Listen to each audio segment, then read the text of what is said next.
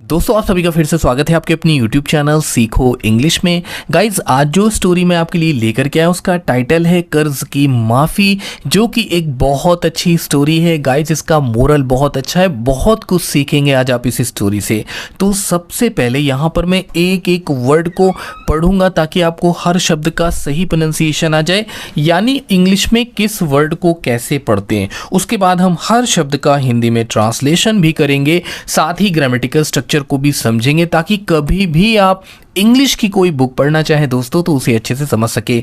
मेरी बस एक ही रिक्वेस्ट है आप सभी से कि पेन और कॉपी अपने साथ रखिएगा, क्योंकि इसमें ऐसे वर्ड आपको सिखाने वाला हूं जो यकीनन आपने इससे पहले नहीं पढ़े और सीखे होंगे। बहुत अच्छे लेटेस्ट वर्ड्स हैं, चलिए नोट करते हैं दोस्तों। Rohan sat alone at the railway station. Rohan क्या है? रोहन नाम है। सैट, सिट का मतलब होता है बैठना और सैट का मतलब बैठा था, ठीक है। अलोन का मतलब होता है अकेला। एट यानी पर, द रेलवे, ठीक है। अब आप जानते हैं दोस्तों रेलवे स्टेशन को हम हिंदी में भी स्टेशन ही कहते हैं कि रेलवे स्टेशन या रेलवे जंक्शन पर वो अकेले बैठा हुआ था। Rain soaking his shirt. Rain यानी बारिश, इसको वर्षा भी कह सकते हैं। सोकिंग का मतलब क्या होता है? सोकिंग का मतलब भीगा हुआ, बारिश में भीगा हुआ या बारिश में भीगी हुई। हिज शर्ट, उसकी कमीज़, ठीक है। उसकी शर्ट का मतलब क्या होता है दोस्तों? कमीज़, ठीक है। बारिश में भीगी हुई उसकी कमीज़, ठीक है। तो Rohan sat alone at the railway station, कि रोहन रेलवे स्टेशन पर अकेला बैठा हुआ था। रेन सोकिंग हिज शर्ट, बारिश ने उसकी शर्ट को भिगो दिया था, यानी वो बारिश में बिल्कुल भीगा हुआ था। ही क्लच्ड, देखिए कितने अच्छे अच्छे वर्ड्स आ रहे हैं दोस्तों, नोट करते चलिएगा, ठीक है ना। ही क्लच्ड, ही यानी कि वह। क्लच्ड का मतलब क्या होता है दोस्तों? क्लच्ड का मतलब होता है पकड़ा, ठीक है ना, पकड़ा। क्लच का मतलब पकड़ना और क्लच्ड का मतलब पकड़ा। देखिए आप लोगों ने देखा ना, क्लच होती है ना जो गर्ल्स बालों में लगाती है, क्लच, क्योंकि वो बालों को पकड़ के रखता है, ठीक है, उसे क्लच कहते हैं। ये उसी से बना है क्लच्ड, यानी उसने पकड़ रखा था। इसको क्रम्पलेड नहीं कहेंगे या क्रम्पलेड नहीं कहेंगे, इसको क्रम्ड कहेंगे। अक्रम्ड लेटर, ठीक है ना। यानी कि एक। क्रम्ड का मतलब क्या होता है? नोट कर लें दोस्तों, एल यहाँ पे साइलेंट होगा। एक चिथड़ा हुआ या फटा हुआ, एक फटा हुआ। उसने क्या लिया हुआ था? एक फटा हुआ लेटर, यानी कि पत्र। ये लेटर है, हाँ, एक पत्र था उसके हाथ में। तो ही क्लच्ड अ क्रम्ड लेटर, उसके पास एक फटा हुआ, बिल्कुल चिथड़े जैसी हालत में एक खत था, एक पत्र था। हिज आईज वेट, उसकी आंखें, आईज यानी आंखें, वेट का मतलब गीली यानी कि नम। उसकी आंखें नम थी, यानी आंसू उसकी आंखों से निकल रहा था, यानी उसे कोई दुख था, कोई कष्ट था, कोई पीड़ा थी, कोई तकलीफ थी, है ना। तो इस तरह से तो ही क्लच्ड अ क्रम्ड लेटर, हिज आईज वेट, उसने एक फटे हुए पत्र लिए हुए थे हाथ में और उसकी आंखें बिल्कुल नम थी, बिल्कुल गीली थी। Why did life turn so cruel, ठीक है ना।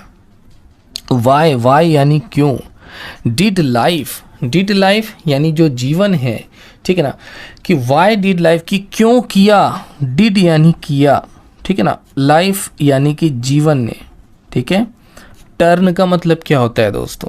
टर्न का मतलब बदलना, ठीक है ना, बदलना।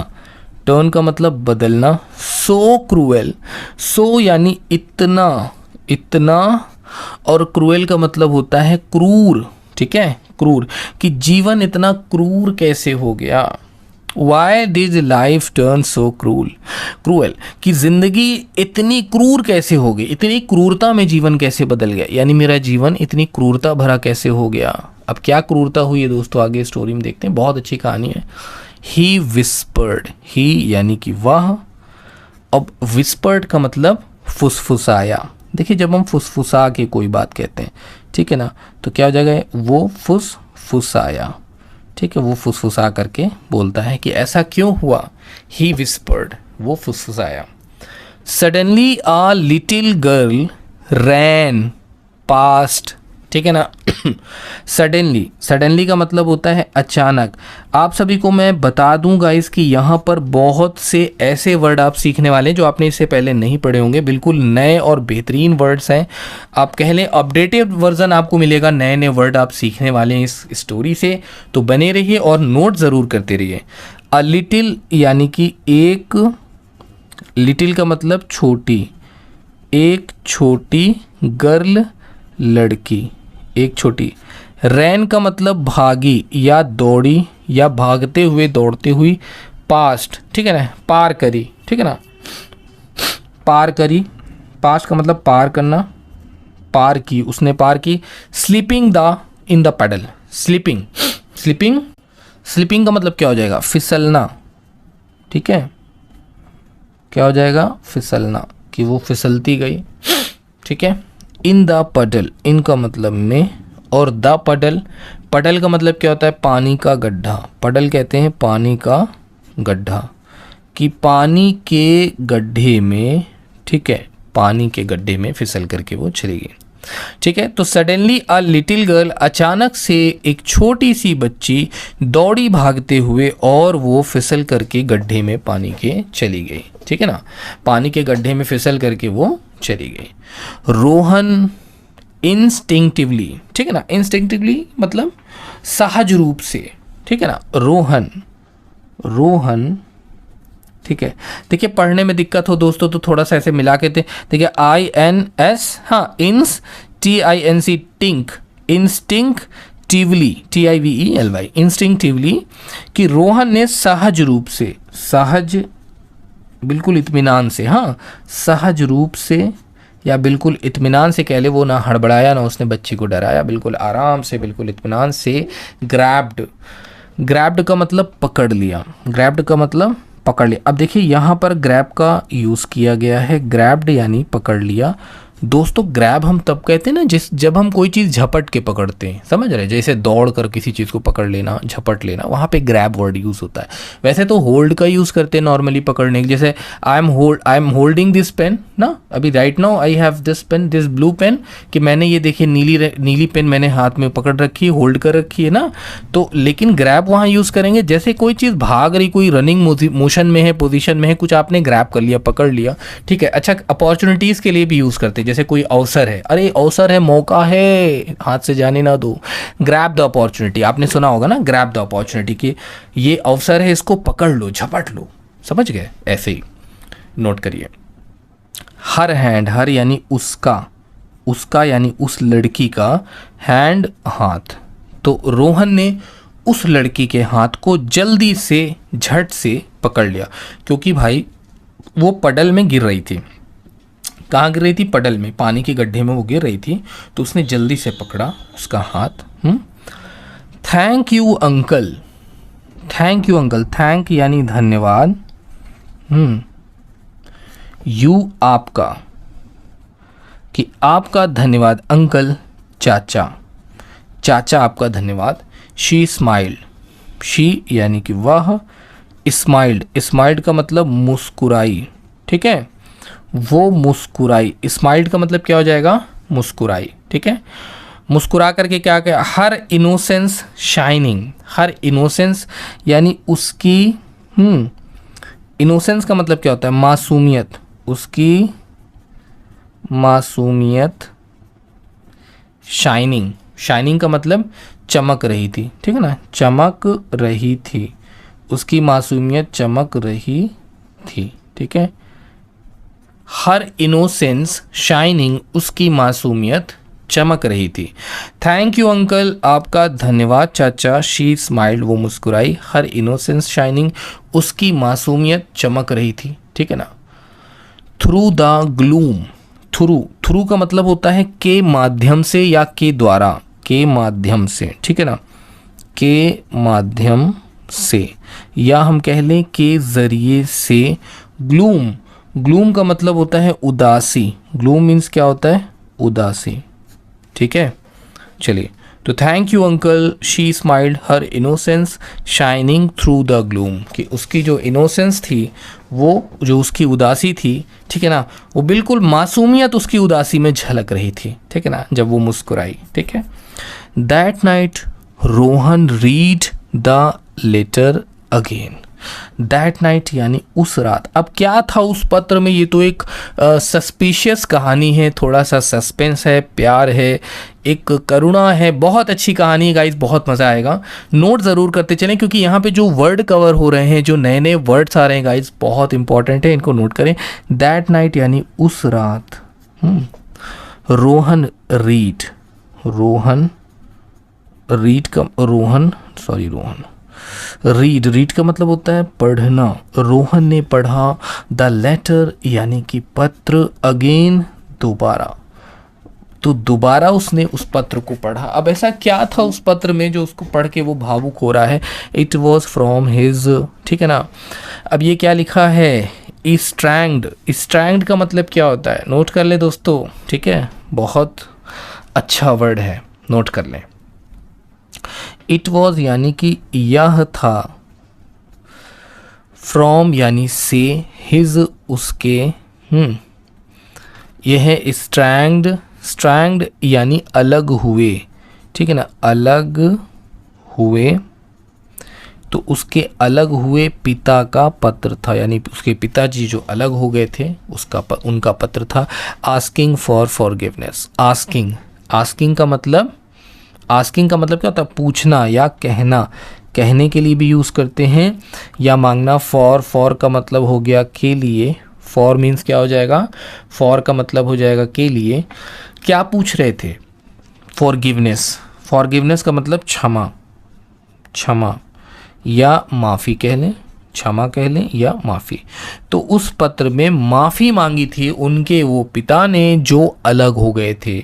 जो क्या हो गए थे? जो स्ट्रैंग्ड हो गए थे। स्ट्रैंग्ड यानी कि अलग हो जाना, सेपरेट हो जाना।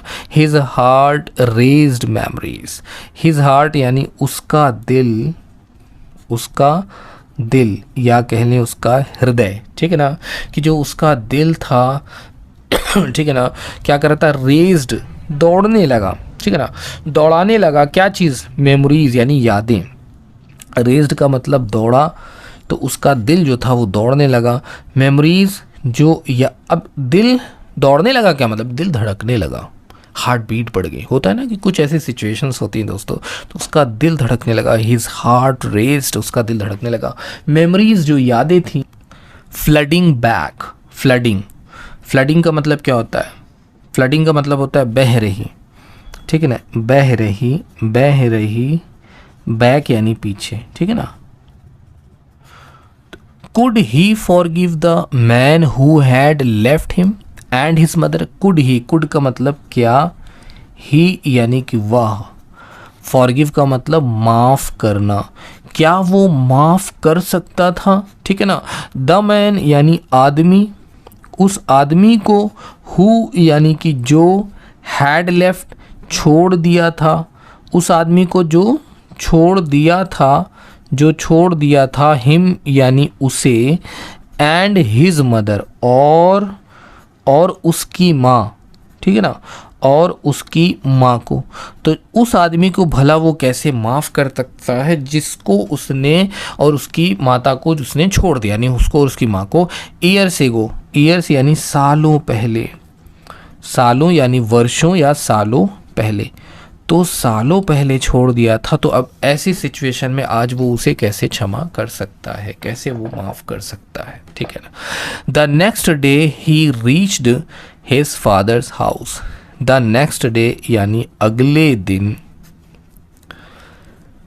ही रीच्ड, वह, रीच्ड का मतलब पहुंचा, तो अगले दिन वो पहुंचा, हिज फादर्स हाउस, उसके या अपने पिता के, अपने पिता के हाउस यानी कि घर, वो अपने पिता के घर में पहुंच गया। तो नेक्स्ट डे, अगले दिन, ही रीच्ड हिज फादर्स हाउस, अगले दिन वो अपने पिता के घर पहुंच जाता है। His father frail and trembling, ठीक है ना, हिज फादर उसके पिता, ठीक है, उसके पिताजी जो है वो क्या हो रहे थे, ठीक है ना, फ्रेल यानी कमज़ोर हो गए थे।